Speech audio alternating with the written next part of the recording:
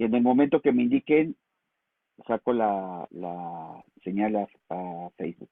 Sí, Bien. tienes que abrir la sala, ¿no, Marquito? Sí, ¿Me exacto. esperan un segundo Sí. que me voy a cambiar de fondo porque es demasiado navideño? Un momento.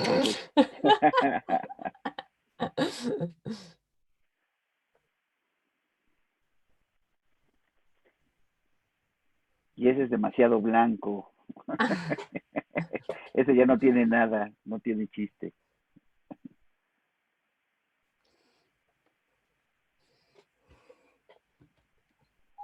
Es que esto de estar en la casa y que después todo quede grabado es como decimos en Argentina, es un quemo total. Entonces, cuando quieran, Ceci. Bien, entonces abro el seminario, empieza a entrar los invitados y cuando tú me digas saco la señal a Facebook, Ceci. Sí, termino de hablar y la sacas, ¿va? Perfecto. Va. Buena suerte, chicas. Gracias. Gracias.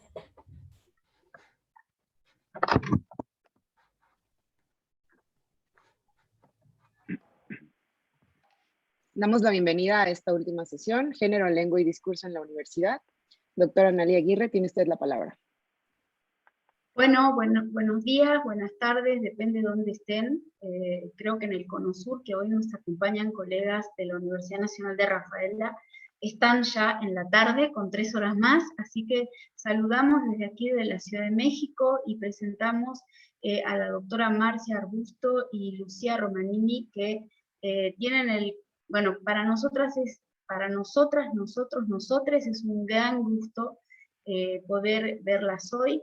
Y bueno, hago una pequeña presentación de ellas, pero en realidad pienso que quizás lo mejor sería que empezaran ustedes, ¿sí? Sin problema, así que le cedo la palabra a la doctora Marcia y a la licenciada Lucía.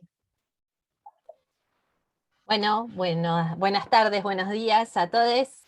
Muchas gracias, Analí, primero por la invitación, que a través tuyo y a través de Denise, una compañera de UNRAF, nos convocó y nos hizo de intermediaria para que hoy podamos estar acá presentes, comentando lo que estamos haciendo en relación con una investigación del lenguaje inclusivo, primero unas reflexiones más de carácter general, y luego vamos a presentar algunas de las cuestiones que estamos viendo sobre el lenguaje inclusivo en 2 universidades de la provincia de Santa Fe, que es donde vivimos y donde están enclavadas 2 de las universidades a las que, porque tenemos doble filiación, UNRAF por un lado, la Universidad Nacional de Rafaela, y por el otro UNR, Universidad Nacional de Rosario.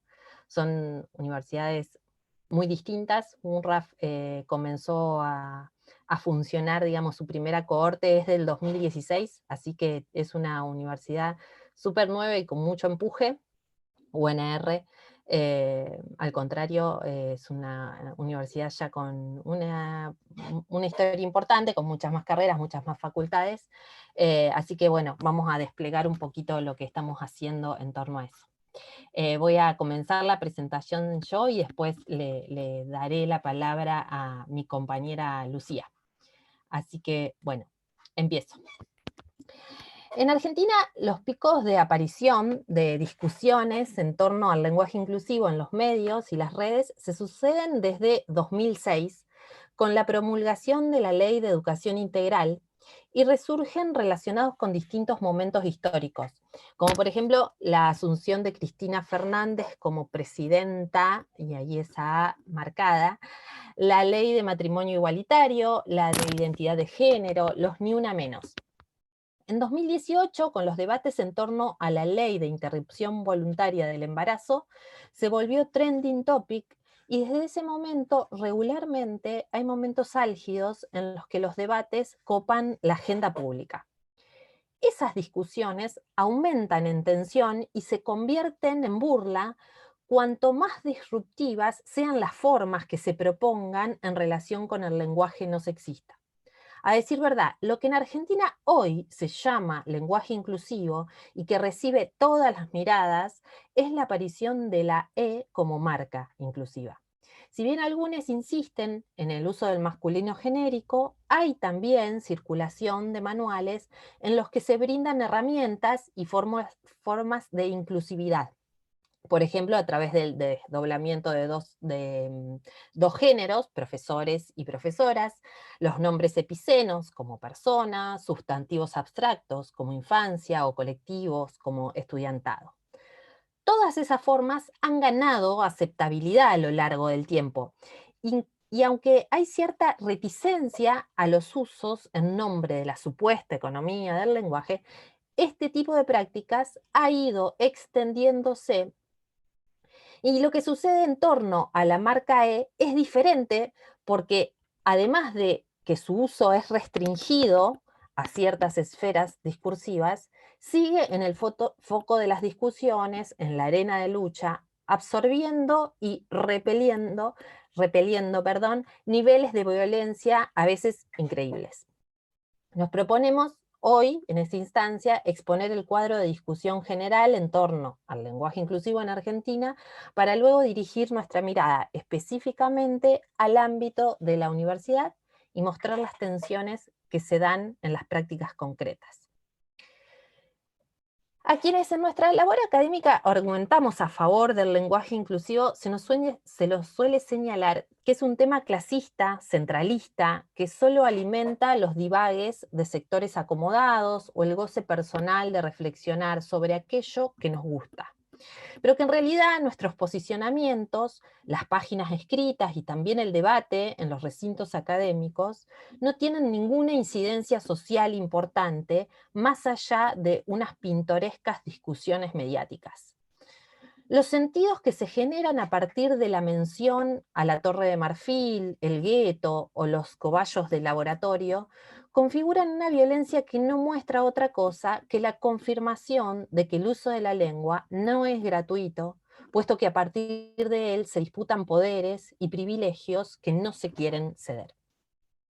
Los planteos de estos sectores se basan fundamentalmente en que en el barrio no se usa el inclusivo, que la gente común está atravesada por otro tipo de problemáticas y que tampoco las X o las E llenan los platos de las panzas crujientes. Esto se tiene que leer en un contexto de crisis nacional. A ellos, así nombrados porque son quienes se sienten incluidos en el masculino genérico, es posible responder que la identidad también es una necesidad básica y por lo tanto debe ser nombrada. No hay negociación posible, no hay más postergación. El lenguaje inclusivo, entendemos, quiebra el binarismo al nombrar a las identidades disidentes y por lo tanto de ninguna manera debe ser subestimado.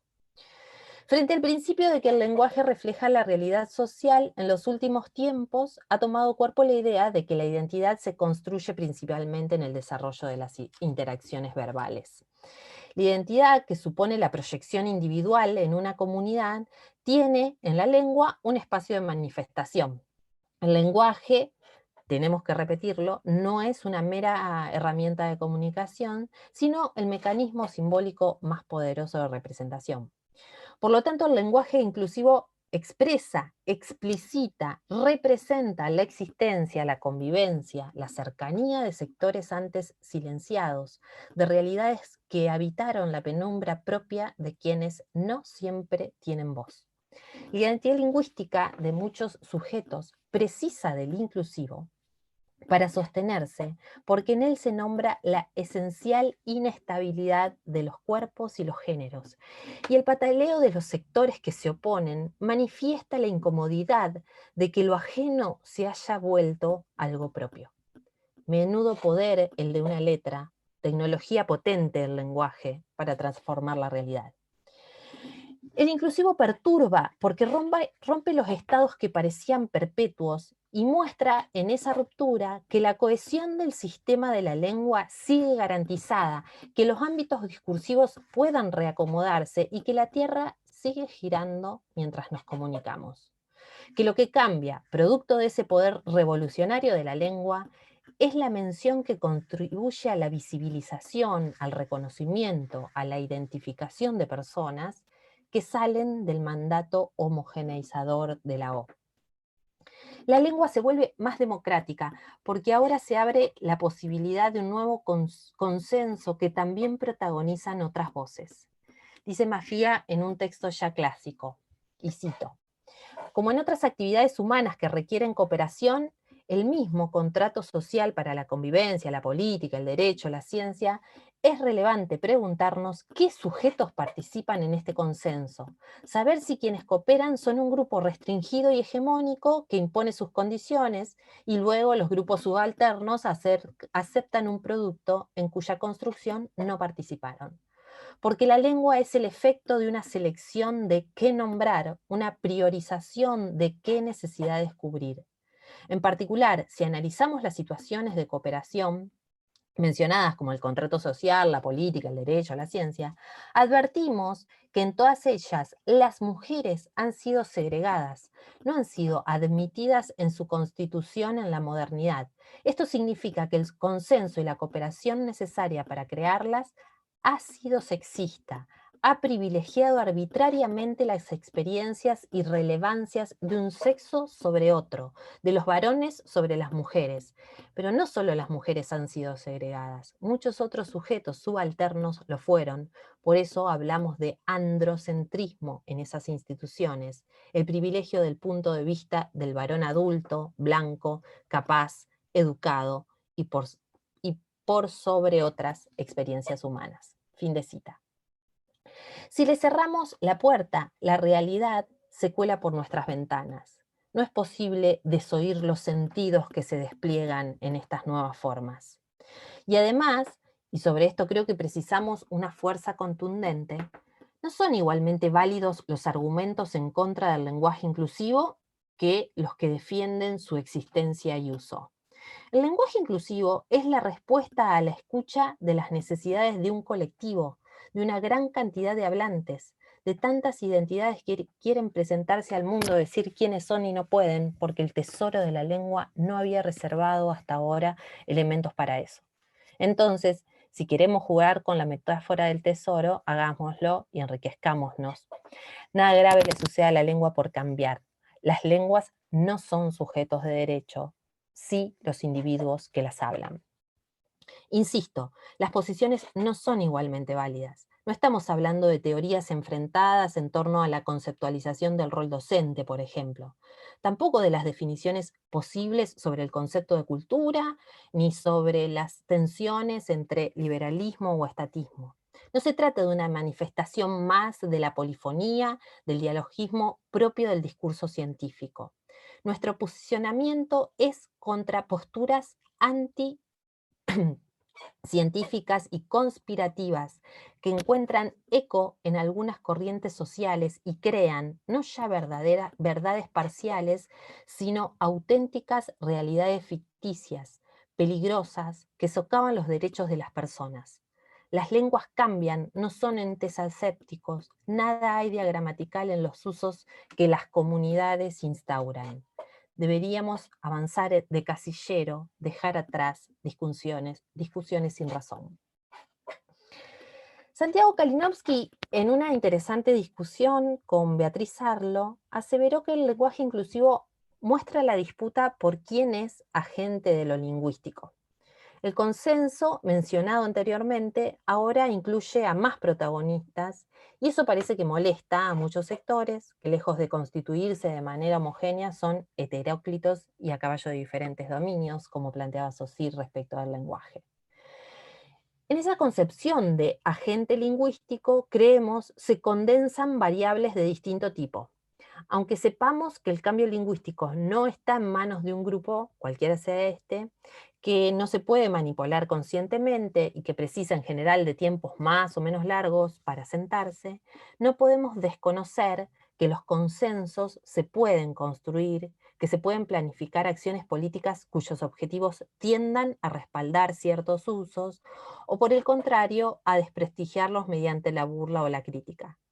Más atención debemos prestar si el rasgo que se modifica causa el rechazo de algunos grupos o si quienes detractan manejan ciertas jerarquías en los roles sociales que en mayor o en menor medida pueden torcer la configuración que cada hablante escoge para sus enunciados.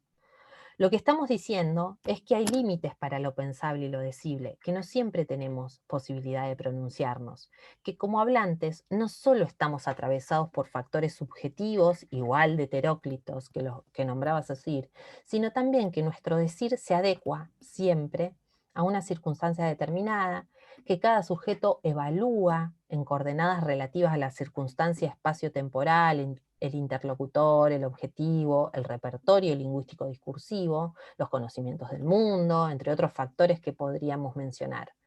No podemos desconocer que no siempre es posible usar la lengua como queremos, porque sobradas pruebas hay de la existencia de variedades lingüísticas más prestigiosas que otras, o condicionamientos ejercidos por el mercado lingüístico.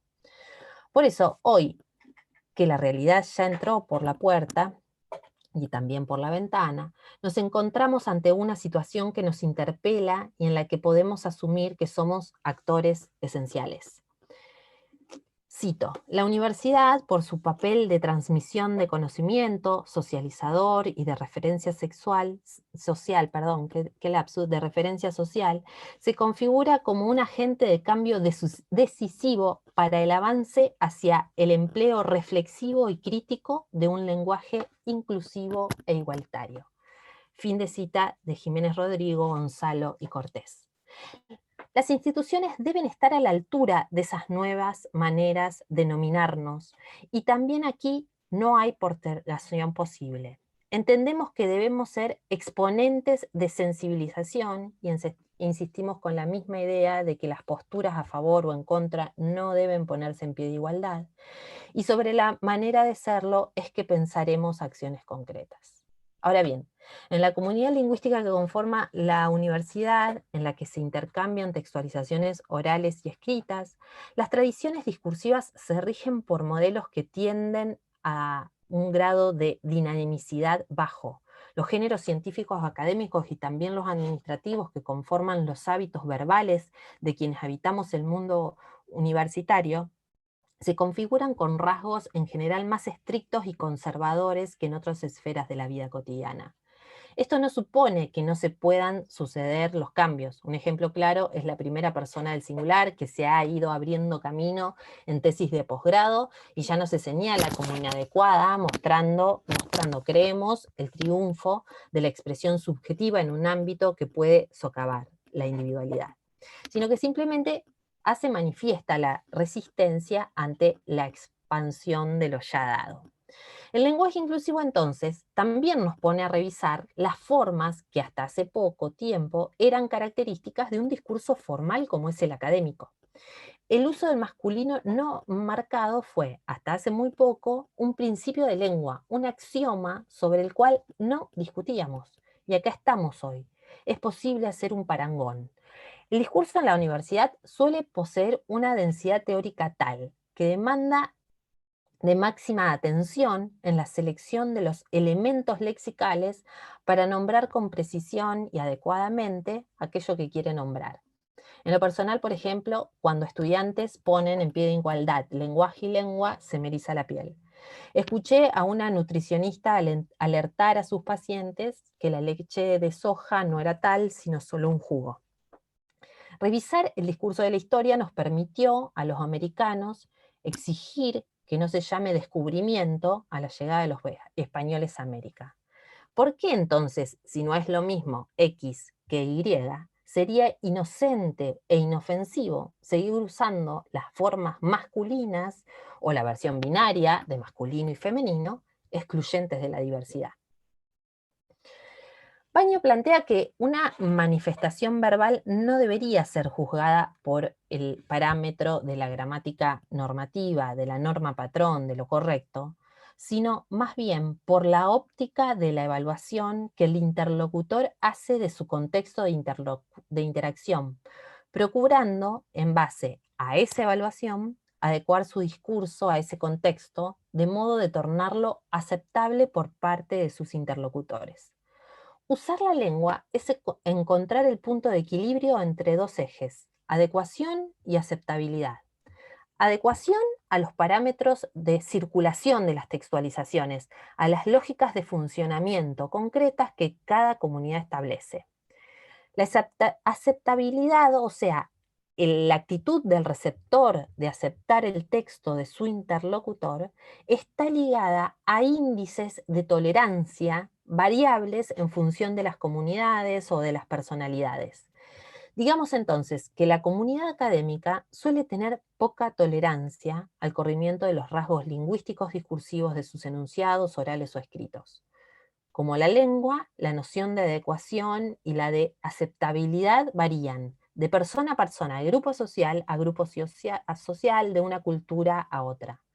Los textos que generamos en el seno de la universidad deben adecuarse a las normas que se fueron constituyendo por convención. ¿Convención entre quiénes? Podemos responderlo a partir de Bakhtin. Ningún hablante es un Adán bíblico que interrumpe el silencio del universo. Las convenciones son construcciones sociohistóricas en vinculación directa con las comunidades discursivas. Las convenciones están, claro, pero pueden cambiar. La tensión entre adecuación y corrección es, creemos, uno de los ejes vertebradores de la problemática en torno al lenguaje inclusivo. Esto es, las convenciones que delinean el marco de pertinencia a cada situación comunicativa son muchas veces consideradas por las comunidades o ciertos sectores de ciertas comunidades desde el punto de vista de la normativa prescriptiva, prestigiada por instituciones como la RAE y sostenida en todos los territorios hispanoparlantes por el sistema educativo a través de la enseñanza de una ilusoria lengua homogénea, impoluta, regida por una norma única que diferencia enunciados válidos, correctos, de otros que no lo son. El lenguaje inclusivo es el foco de tensión en esa oposición entre lo correcto y lo adecuado. En tanto que ciertos sectores enarbolan la bandera de la prescripción gramatical, otros suscriben y militan las marcas que reflejan los fenómenos sociales, a sabienda de que esos rasgos no se corresponden totalmente con la norma prestigiada. Campos de disputa y resistencia que se marcan en la lengua y en los discursos. La disputa, ya lo dijo Kalinowski, es por quién es el agente de lo lingüístico. No podemos desconocer que el inclusivo, necesario, urgente, no es aceptado por toda la comunidad académica, porque recién mencionamos, esos índices de variación de la aceptabilidad vacilan. Ante esto, nuestro compromiso, creemos, debe ser traccionar sobre el lenguaje inclusivo de distintos modos, desplegando los argumentos necesarios frente a quienes plantean un supuesto caos comunicativo. Sensibilizando la escucha, apostando a la defensa de los derechos lingüísticos, que son, claro, derechos humanos. Ahí yace el desafío de la universidad, ampliar el campo de lo posible, atendiendo a las demandas sociales, sin convertirse en agente normativizador.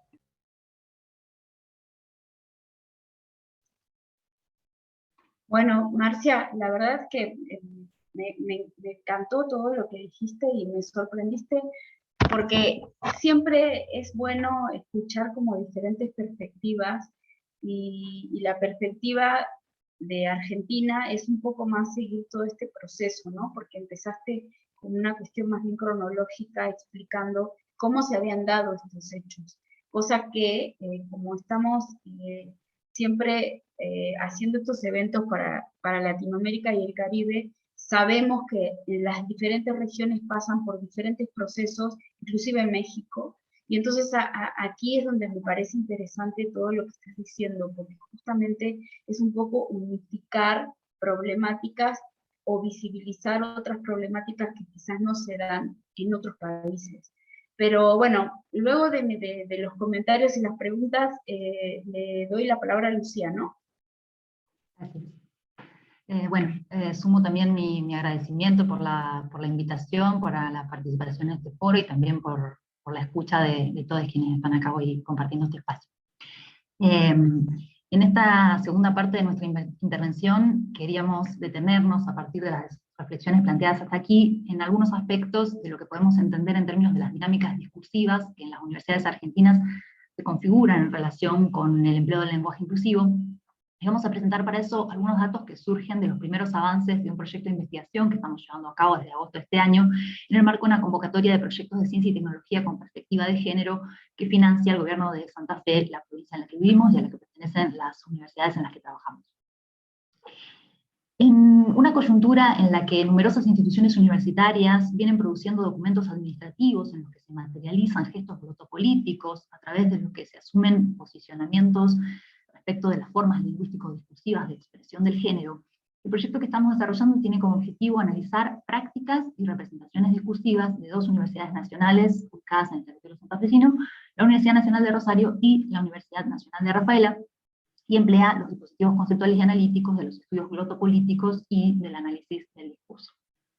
El proyecto se plantea a través de dos ejes. Por un lado, relevamos en las páginas web y en los perfiles de las redes sociales de las universidades mencionadas los rasgos lingüísticos discursivos que adquieren los enunciados institucionales, porque a través de esa palabra públicamente proferida, el locutor se muestra y escoge qué rasgos propios dar a conocer, a la vez que en ellos se evidencian las tensiones y los sentidos en disputa, ¿no?, que son propios de toda discursividad.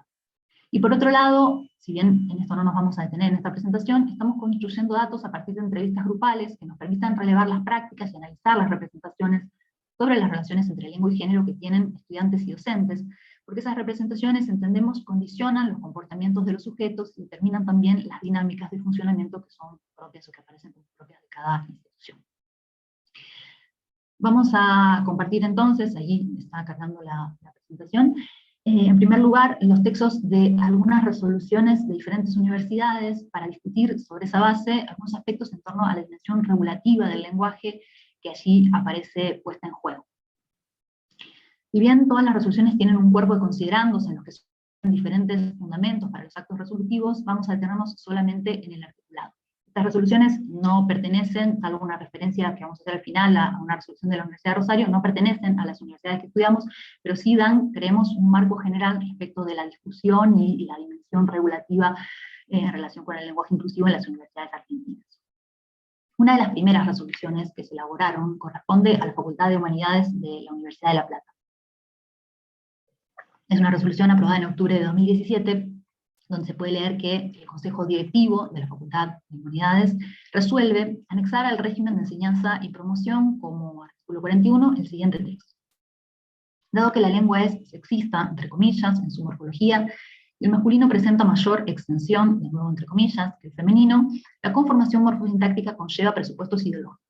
Puesto que la lengua es instrumento de comunicación y visibilización de ideologías, y el dinamismo lingüístico es representativo de cambios sociales y culturales, la Facultad de Humanidades y Ciencias de la Educación reconoce que existen usos plurales y dinámicos del lenguaje y particularmente la legitimidad de las expresiones, manifestaciones que cuestionan los supuestos sexistas o discriminatorios implícitos en las convenciones o normativas actualmente vigentes.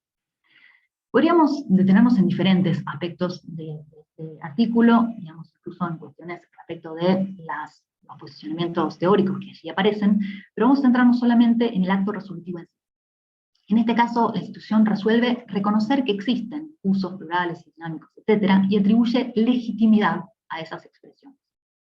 Entendemos que, aunque el texto no explicita las formas lingüísticas cuya legitimidad se reconoce, y no avanza tampoco en las consecuencias de ese reconocimiento en relación con los usos efectivos de las prácticas discursivas de la comunidad, esa resolución pretende contribuir efectivamente a la ampliación de las formas institucionalmente aceptadas y a la eliminación de inequidades, por lo que se trata sin duda de un gesto glotopolítico que se busca habilitante.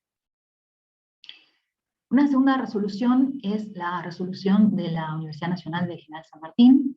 Están allí los tres artículos centrales, y en el primero de ellos leemos que se busca promover la utilización del lenguaje inclusivo en los instrumentos administrativos y documentos de gestión que se generan en la Universidad de San Martín.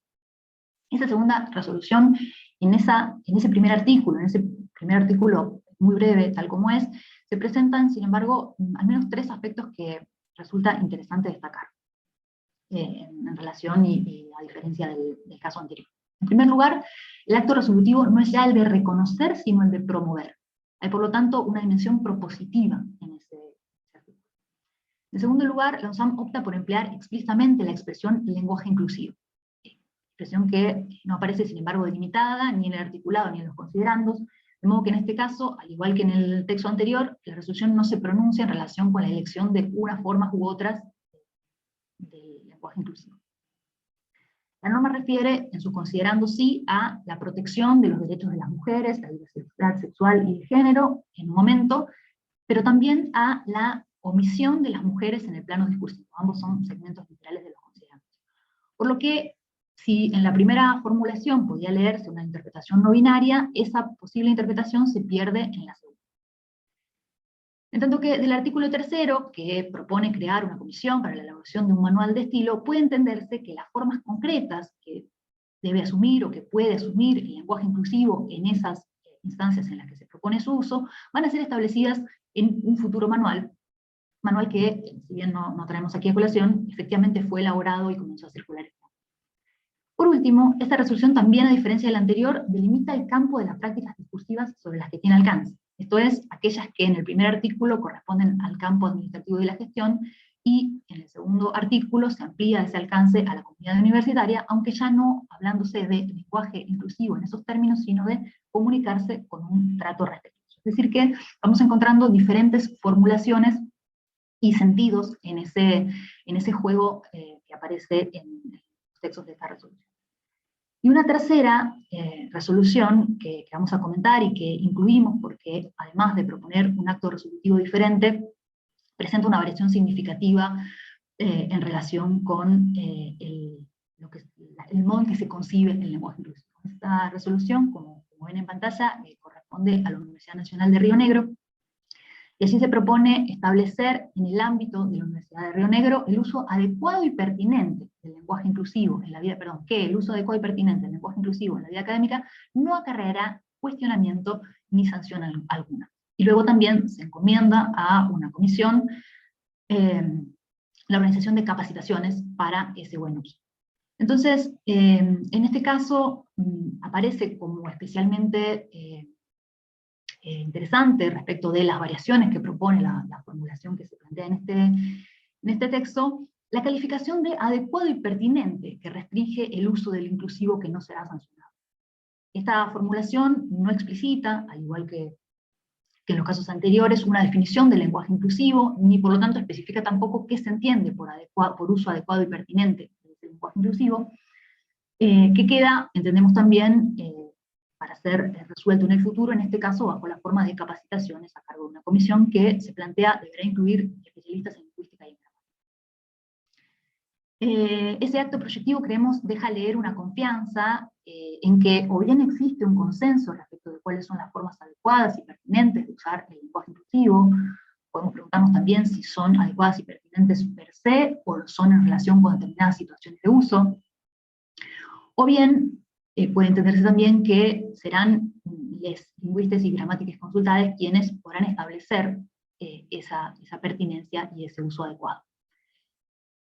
Entonces, a partir de lo que vemos en estos textos, puede decirse que los gestos glotopolíticos que realizan las instituciones con la elaboración de estos documentos, que buscan, según vimos, reconocer, legitimar, promover el uso del lenguaje inclusivo, están atravesados, entendemos, por una tensión, ¿no?, que convendría no perder de vista.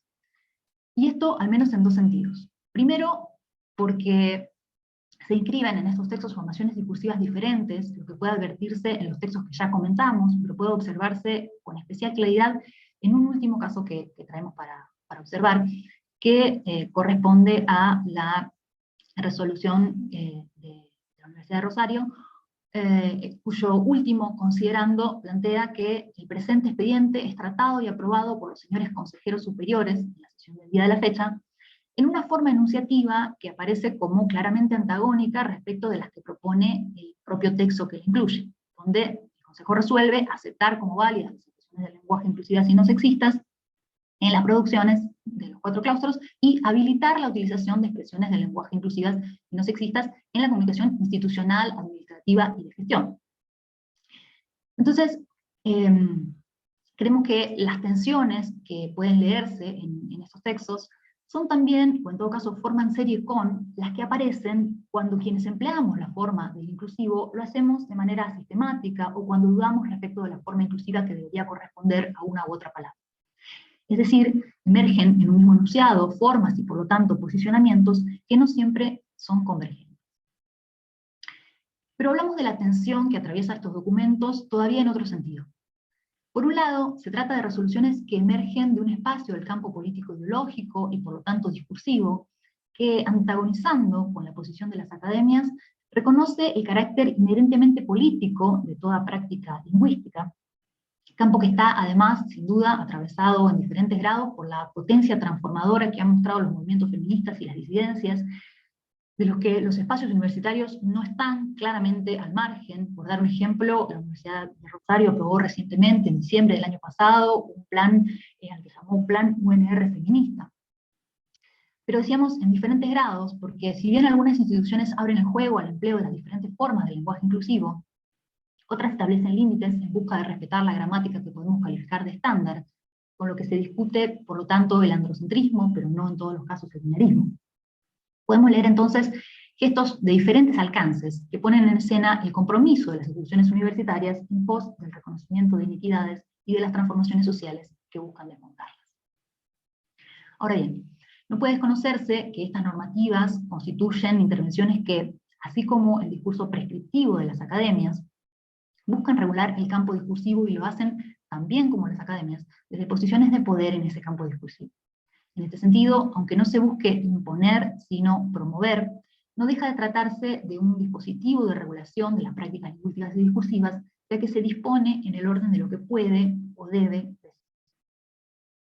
La institucionalización, y aunque no nos hemos detenido en ello, la protocolización del empleo de las formas del lenguaje inclusivo, tiene entonces, por un lado, un claro rol en la disputa respecto de las formas en que el lenguaje configura, podríamos decir, el campo político, pero conlleva también al menos dos riesgos. Por un lado, el hecho de ubicarse en una posición de regulación de las prácticas que, así como permite gestos de validación, podría permitir también gestos de proscripción.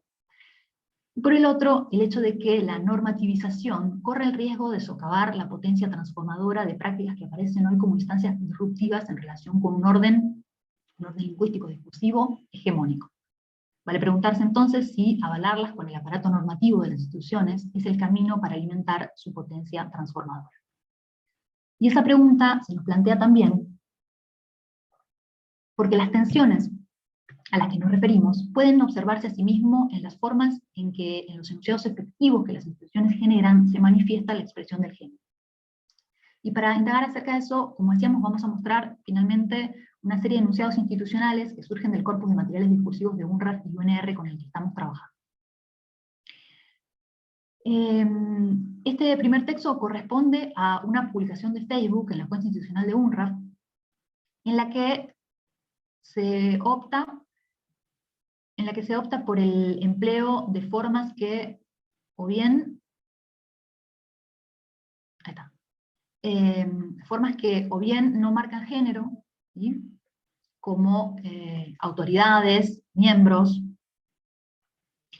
o bien lo hacen solo en los determinantes que por lo demás se evita incluir, como representantes, estudiantes, docentes, o bien son formas con marca morfológica de género, y en este último caso se opta por el desdoblamiento, investigadores e investigadoras. Puede leerse entonces una opción para la expresión del género que asume el binarismo y emplea diferentes recursos para evitar el masculino genérico. Esto es, se trata de una opción, por lo que suele denominarse el lenguaje no sexista en el sentido estrecho, es decir, el lenguaje no sexista, pero binario. Ahora bien, como puede advertirse en la siguiente placa, si pasamos a ella, en este caso se emplea, fíjense que dice visita de funcionarios de la Municipalidad de San Miguel y una visita realizada por la comitiva bonaerense que fue recibida por los referentes del centro de investigación. Entonces aquí tenemos ya un empleo solo del masculino, y eso resulta especialmente disonante porque la imagen que acompaña el texto muestra con claridad personas con diferentes expresiones de género, lo que permite leer aquí un masculino genérico. Tercer y último caso. Programa de transformación digital, es la tercera placa, y allí encontramos algo que creemos resulta especialmente interesante para mostrar las tensiones a las que nos referimos. El texto presenta, como en el caso anterior, la mayor parte de las expresiones en un masculino que podemos leer de nuevo como genérico: empresarios, técnicos, emprendedores. Una sola expresión altera ese patrón y es académicos, académicas, que presenta un desdoblamiento mediante el empleo de la barra. Podemos advertir entonces aquí un empleo sistemático, sí, de las formas, como es característico, lo vuelvo a repetir, de numerosos textos en los que se opta por el desdoblamiento, pero lo que interesa no es ese corrimiento de la sistematicidad en sí, sino por un lado, el hecho de que ese corrimiento permite leer una tensión, como decíamos, entre dos formaciones discursivas contrapuestas. Una en la que el masculino genérico se considera efectivamente un genérico, y que cabe leer la inclusión del género femenino, y otra en la que ese masculino genérico se lee como sexista y se aboga por la inclusión de formas que expresen también el femenino. Una última serie. En este caso, de las redes de UNR. Como vimos en el texto de la resolución, que comentábamos hace un ratito, esta proponía promover el uso de estructuras de reemplazo sin connotación de género. Sin embargo, en los usos efectivos que encontramos en las redes de la universidad, lo que predomina, como puede verse en la placa en pantalla, al menos en el reglamento que hemos realizado hasta el momento, es el empleo de desdoblamientos que pueden advertirse allí, ¿verdad? Un saludo especial a nuestras y nuestros estudiantes, que hoy son voluntarios, voluntarias en los centros de vacunación, día del vacunador, día de la vacunadora. Es decir, un uso, de nuevo, de lo que podemos llamar lenguaje no sexista en su forma binaria. Estas formas conviven con otras que efectivamente buscan evitar la expresión del género, ya sea a partir del empleo de nombres epicenos, de colectivos, formas indeterminantes, entre otras, pero como decíamos, en las publicaciones institucionales de una universidad no se genera un elemento de la forma para el género de la norma binaria. Ese elemento sí puede leer cambio en las publicaciones de algunas áreas y dependencias que gestionan sus propias redes, como es el caso del área de género y sexualidades, que es el rectorado, en cuyas publicaciones, como se ve en la placa siguiente, aquí está, encontramos sí formas inclusivas en X o en E, ¿verdad? Aquí tenemos les estudiantes del Centro Superior de Comercio, y además asistieron les integrantes del Nosotros Contamos, que invitaron a les estudiantes a participar. Es decir, que tanto en el caso de una universidad que ha tomado posición explícitamente a partir de la elaboración de una resolución por la que se acepta el empleo del lenguaje inclusivo, como de una que no lo ha hecho, el discurso muestra, en este caso, en el ámbito de la expresión de las identidades sexogenéricas, su naturaleza de campo siempre en tensión, y permite advertir que la lengua, lejos de ser un instrumento de comunicación, es un terreno en disputa entre posiciones político-ideológicas enfrentadas. Bien, hasta allí entonces esa lectura sobre los documentos, y queríamos para cerrar hacer foco muy brevemente en esa dimensión glotopolítica del fenómeno, algunas de cuyas aristas estamos tratando de mostrar. Las intervenciones que propone el lenguaje inclusivo, especialmente aquellas que suponen, como las formas en E o en X en el caso de la escritura, un distanciamiento más radical respecto de la gramática del estándar, constituyen gestos que los sujetos empleamos para marcar un posicionamiento que pueda asumir diferentes formas y que puede enunciarse de muy diferentes maneras, pero que podemos resumir aquí como un posicionamiento antinormativo, tanto en relación con los normativismos lingüísticos como en relación con el sistema sexogenérico y la norma cis-heteropatriarcal. En ese sentido creemos, y esto un poco en sintonía con la posición que presentaba ayer Jonathan, lo que se busca no es el reemplazo de una norma por otra, sino una intervención que produzca un efecto disruptivo sobre la norma binaria estándar. Una política, para decirlo en palabras de José del Valle, de la incomodidad. Por eso, los argumentos que se esgrimen en relación con la innecesariedad del empleo de las formas inclusivas, argumento que leemos a repetición, por ejemplo, en el reciente informe de la RAE sobre la Constitución Española, pasan por la tangente de lo que está en discusión. Y esto es así porque se trata de argumentos que se sostienen sobre la obliteración del carácter ideológico de las posiciones de las que los sujetos hablamos, todas y cada una de las veces que tomamos la palabra, y también de la variación y el cambio que atraviesan constitutivamente todo funcionamiento. El lenguaje inclusivo es entonces una de las formas que asume la disputa por el sentido, proponiendo formas contrahegemónicas que desnaturalizan los discursos dominantes y sus mecanismos de legitimación, deslegitimación de ciertas formas lingüísticas, y lo que es más importante aún, de ciertos sujetos. Ello no quiere decir, por supuesto, que los campos ideológicos y discursivos carezcan de imbricaciones, incluso de contradicciones. Los sujetos y las instituciones formamos parte de espacios sociales en los que circulan discursos antagónicos y estamos también atravesados por esos discursos, que emergen en forma de tensiones, como hemos visto, que pueden leerse en las marcas lingüístico-discursivas concretas que aparecen en los textos. Las universidades, como actores centrales en los procesos políticos, que producen además, decíamos, discursos legitimados y legitimizadores o deslegitimizadores, no son ajenas a esos procesos. Participan de las disputas por los sentidos y lo hacen en la tensión que habitan entre los discursos hegemónicos y aquellos que se les oponen. En ese sentido, el desafío es, creemos, doble.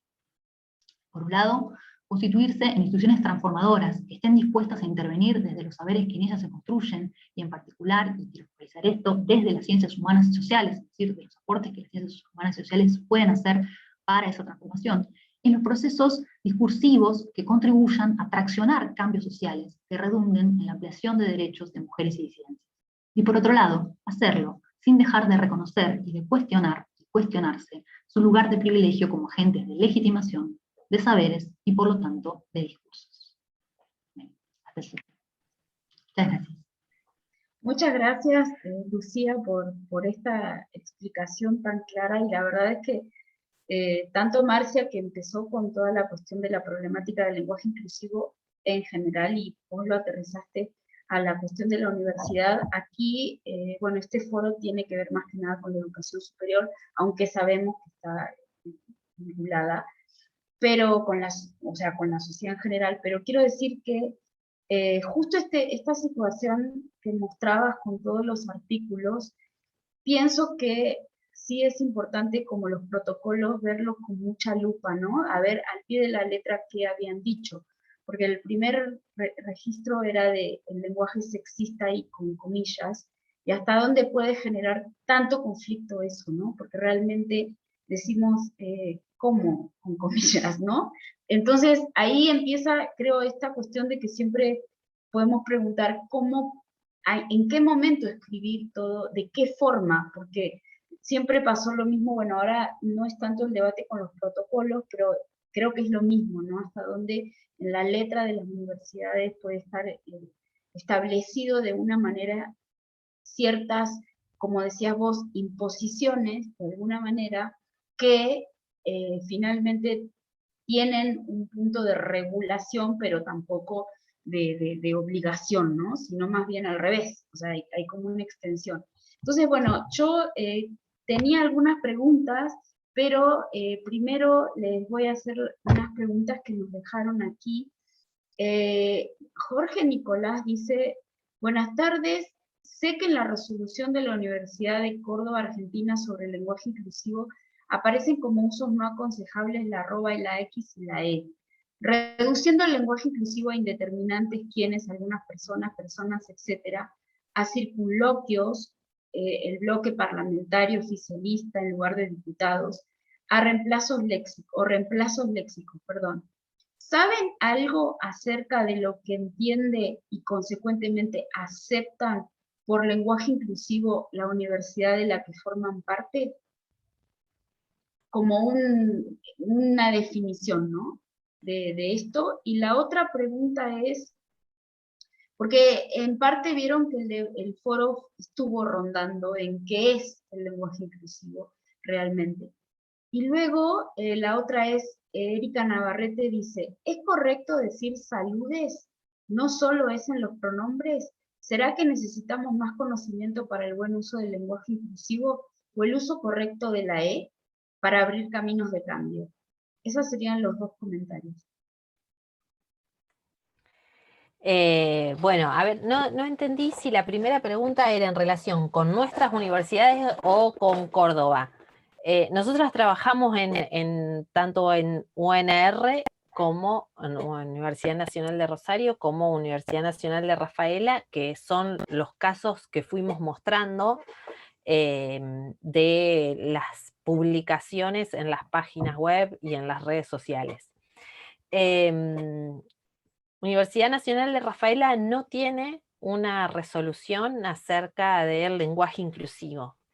Sí hay una publicación en su página web en la que dice que adhiere, no lo dice tan claramente como una adhesión, pero bueno, digamos, muestra un manual de lenguaje inclusivo del CIN, que en Argentina es el Consejo Interuniversitario Nacional. Entonces, si bien no es una disposición propia, ni un material propio, se adhieren de alguna manera, no me sale otra palabra ahora que adhieren. De todos modos, o sea, no es una universidad en la que este tema se haya puesto en discusión. O sea, sí, digamos, en el trabajo que estamos haciendo, lo que podemos observar, si hacemos una historización de los usos en las redes sociales y en las páginas web, es cómo se ha ido modificando, digamos. La agenda pública de alguna manera tocó la agenda universitaria y entonces los modos enunciativos que se concretan pasan de un masculino genérico a distintas formas de desdoblamiento. No hay uso de X, no hay uso de Y, a veces aparece una marca rara de un corazoncito, bueno, pero jugando también con la estética propia de las redes sociales, digamos, ¿no? Claro. No hay documentos administrativos, digamos, formales, pero insisto con el hecho de que no es una discusión que esté dada dentro de la gestión, en los consejos académicos o en el Consejo Superior. En un momento, en el año 2018, trató de ser tema en una de las sesiones del Consejo Superior, pero no prosperó como discusión, así que no hay una determinación específica. En tanto que en la UNR, sí, a fines del 2019, hubo un cambio de rector en agosto del 2019. En la resolución de la UNR sobre el lenguaje inclusivo es de fines de 2019 y arranca todo este programa de UNR feminista que mencionó Lucía. Si nos preguntaran qué piensa, cómo lo define al lenguaje inclusivo la UNR, no está tampoco claro, digamos. No hay un lugar en el que diga, digamos, formalmente y para toda la comunidad, incluso para fuera de la comunidad, digamos, para decirle al mundo qué es lo que la UNR piensa de. No hay una definición. Sí, digamos, somos actores individuales, digamos, o sea, nosotros somos parte de la UNR, pensamos X, eso es lo que piensa de la UNR y no, porque digamos, somos muchos y pensamos diferente, digamos, lo que digo es, no hay institucionalmente una definición. Y eso creo que tiene que ver con este campo de disputa que dijimos una y otra vez a lo largo de nuestra presentación, digamos. No hay, digamos, una apuesta, digamos, la resolución de la UNR no es la resolución de Río Negro en que hable de un uso pertinente del lenguaje inclusivo, digamos. Hay, digamos, insisto con esta imagen de, bueno, la agenda pública se hace agenda universitaria y entonces la universidad se declara en relación con ello. Uh-huh. Entonces, de alguna manera muestra, de alguna manera, digamos, autoriza, y lo autoriza ciertos usos con la excusa de que ningún docente o ningún sector de la comunidad pueda señalar o pueda no aprobar a los estudiantes que usen determinadas formas. ese, digamos, sería como el rum rum que hay atrás, el ruido que hay atrás de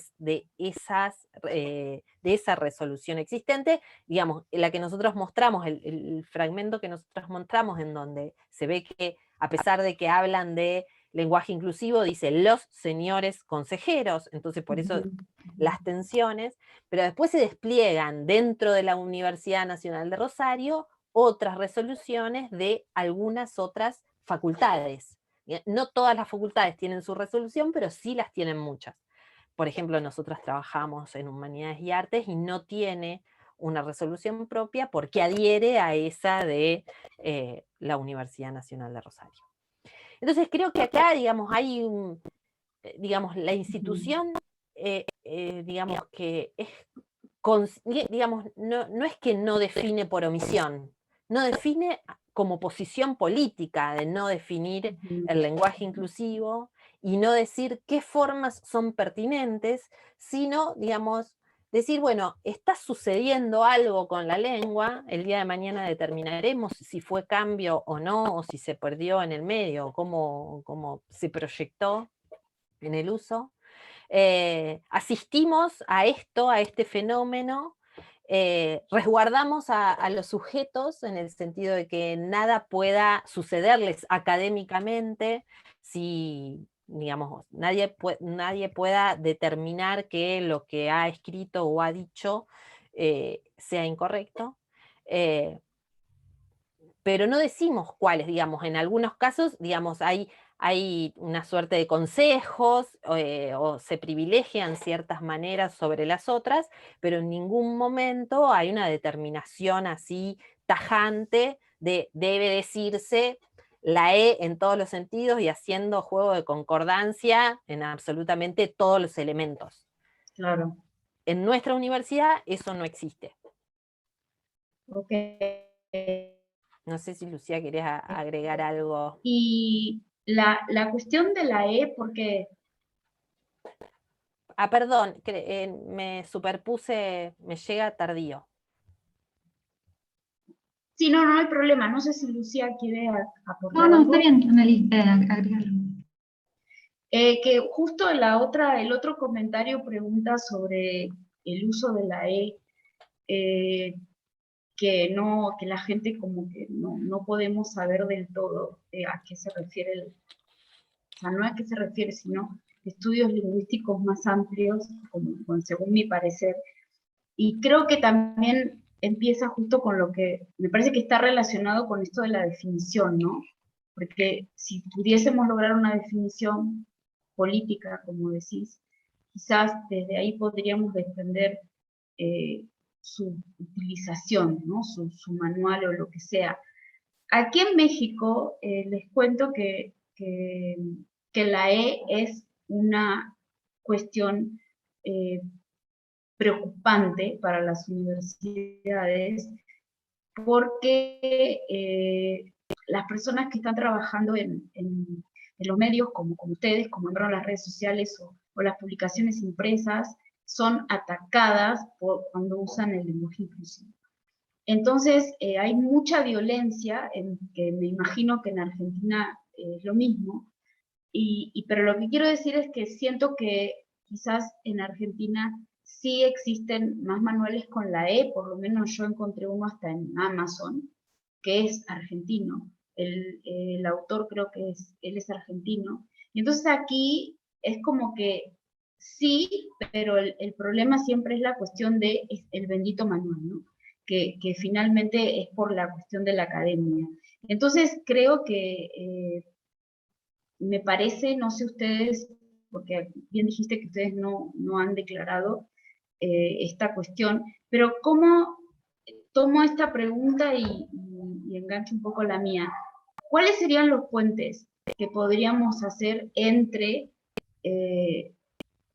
las personas que están, digamos, fuera de la universidad y la universidad, para lograr que haya o un consenso o un apoyo o que entren en el debate sin estar atacando? Porque si entramos en redes sociales, nosotras mismas que organizamos este foro, nos atacaron terriblemente, pero terriblemente y violentamente.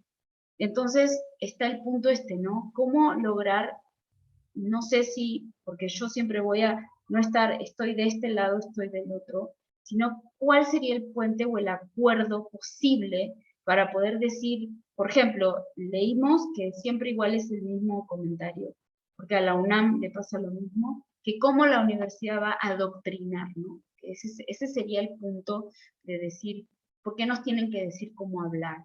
Entonces, por ahí viene mi comentario que sumo con el que leí sobre este desconocimiento del uso de la E. Bueno, yo creo que ahí hay como varias capas para desmontar, ¿no? Primero una cuestión que creo que tiene que ver con una cierta mirada, y lo que voy a decir es claramente una simplificación, ¿no? Pero una cierta mirada hacia quienes nos dedicamos a la lingüística respecto de interpretar nuestros posicionamientos como, en principio, inherentemente normativos, ¿no? O normativistas. Es decir, en general, podemos pensar como una concepción doxológica sobre las lingüistas y las gramáticas, es que nos dedicamos a determinar y establecer cuáles son las formas correctas de hablar. Entonces me parece que una primera cuestión tiene que ver con un trabajo y por eso yo, digamos, decía hacia el final esta cuestión de la responsabilidad y el posicionamiento de las universidades como instituciones y de nosotros como actores de las instituciones, desde las ciencias sociales y humanas, y en particular en nuestro caso desde la lingüística, en digamos, un trabajo de difusión de un conocimiento científico en torno a lo que sabemos respecto de cómo funciona el lenguaje, ¿no?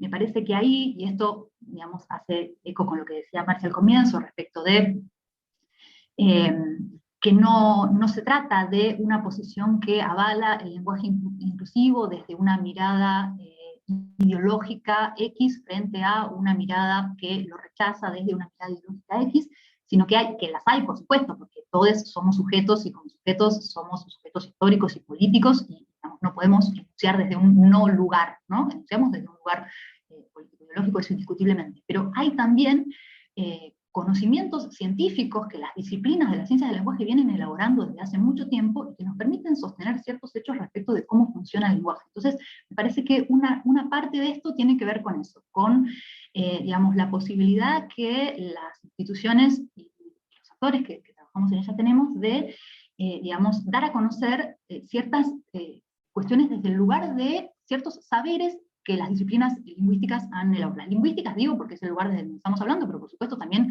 todas aquellas otras que están trabajando y preocupándose por este asunto, la antropología, la sociología, cualquiera de ellas, ¿no? Entonces me parece que una primera cuestión tiene que ver con eso, con poder, digamos, avanzar en ese sentido. Y por otro lado, digamos, esto que se deriva de lo que dije respecto de que existen sí siempre posiciones político-ideológicas de las que uno enuncia. Y esto me parece que es importante en términos de desmontar la idea de que hay una mirada ideologizada y digamos, hago foco en la formulación, ¿no? Una mirada ideologizada en quienes brindamos argumentos respecto de que el lenguaje inclusivo es una forma más entre múltiples otras formas de funcionamiento lingüístico y que es algo que se desprende, digamos, como muchos otros cambios que se han dado, puede tener sus particularidades, sin duda, pero como muchos otros cambios que se han dado, es una posibilidad del funcionamiento lingüístico, no es algo que rompe el funcionamiento lingüístico.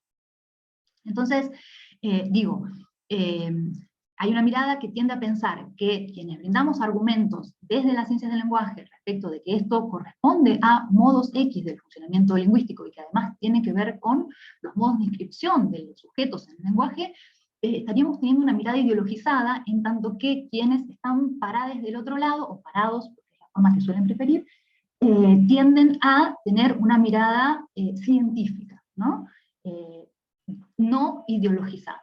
Entonces me parece que eso también es algo sobre lo que hay que trabajar, ¿no? Un trabajo de desmontar la idea de que hay miradas ideológicas y miradas que no lo son, y digamos, porque, digamos, como también tratábamos de mostrar en la presentación, elegir usar un masculino genérico es también una posición ideológica.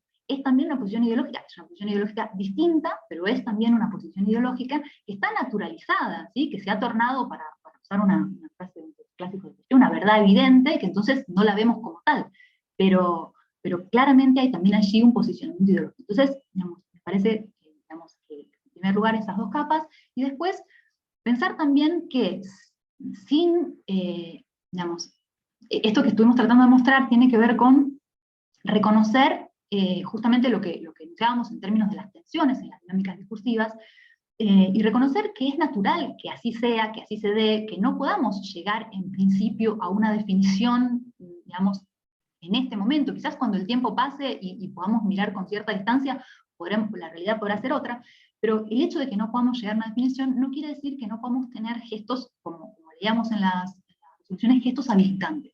Y creo que más allá de las resoluciones en sí mismas, y eventualmente, aunque no nos detuvimos en ellos, también los manuales o guías de estilo que también algunas universidades han generado, los usos mismos que las instituciones hacen son también habilitantes. Es decir, si yo como institución genero comunicaciones en las que empleo X formas, eso es un uso habilitante, por más que no haya una resolución que de esa manera lo diga, ¿no? Entonces, me parece que algunas de esas zonas podemos pensar y seguir transitando como instituciones para avanzar en traccionar aquello que se plantea como necesario en términos de la realidad sociohistórica y las situaciones concretas de sujetos concretos, ¿no? Que de eso se trata. A veces también parece que se tratara de algo abstracto. Estamos hablando de sujetos y de la necesidad de la inscripción de nosotros, como me incluyo, como sujetos en el lenguaje, ¿no? Sí, estoy totalmente de acuerdo. Tengo una pregunta final, pero sobre todo para Lucía. ¿Qué significa para vos el uso de la E? Cuando usas la E todo el tiempo. Bueno, yo creo que no la uso todo el tiempo porque estoy como todos atravesados por esa tensión que hace que a veces emerja y a veces no, pero creo que el uso que hago tiene que ver con eso, con digamos, una elección voluntaria en términos de un posicionamiento político-ideológico. Es decir, es una marca que trata de señalar, ¿no?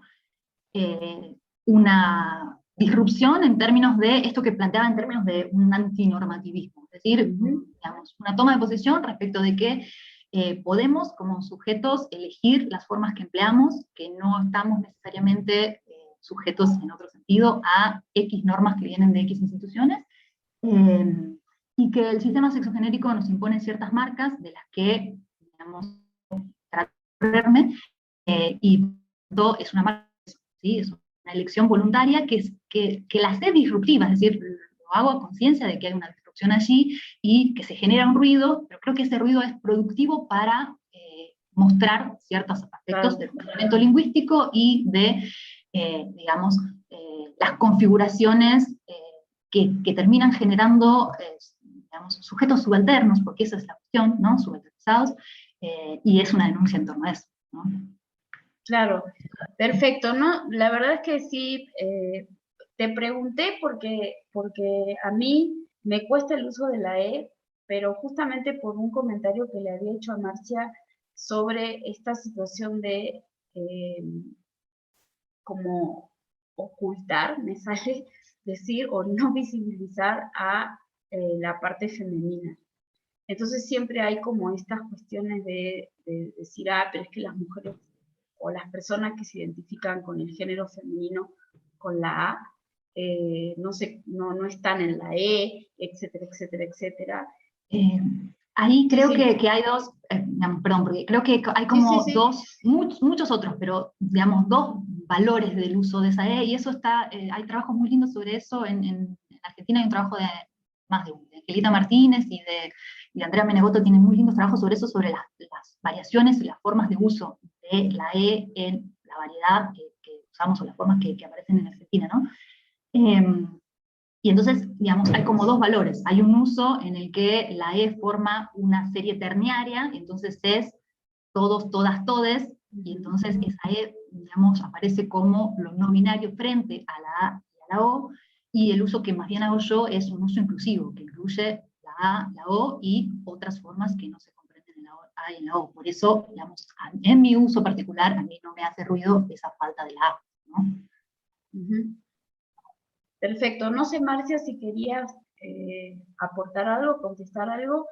Bueno, les agradezco muchísimo este cierre del foro porque creo que de alguna manera se incluyó precisamente todo lo que hemos estado hablando, sobre todo porque me pareció muy interesante lo que hablaron sobre el problema que no es solo lingüístico, ¿no? Que es de otras ciencias como la antropología y la sociología, que para mí últimamente están teniendo cada vez más protagonismo, cosa que antes estaban un poco más detrás, y sabemos que la antropología y la sociología siempre estuvieron en los problemas más duros de derechos humanos, por ejemplo. Entonces les agradezco un montón, seguimos en contacto, y bueno, y les agradezco mucho a la gente que está por ahí, que les digo que hay personas, bueno, casi de México, Venezuela, Chile, también Bolivia, bueno, Argentina, así que bueno, ahí tenemos, también les quiero comunicar que esta conferencia, como las otras 3 anteriores, se quedan en YouTube para que puedan verlas, difundirlas y compartirlas. Así que muchas gracias y buenas tardes, buenos días. Gracias, Analí, gracias a todos por escuchar y estar. Buenas tardes. Hasta luego. Hasta luego a todos. Hasta luego, gracias, bye. Bye bye.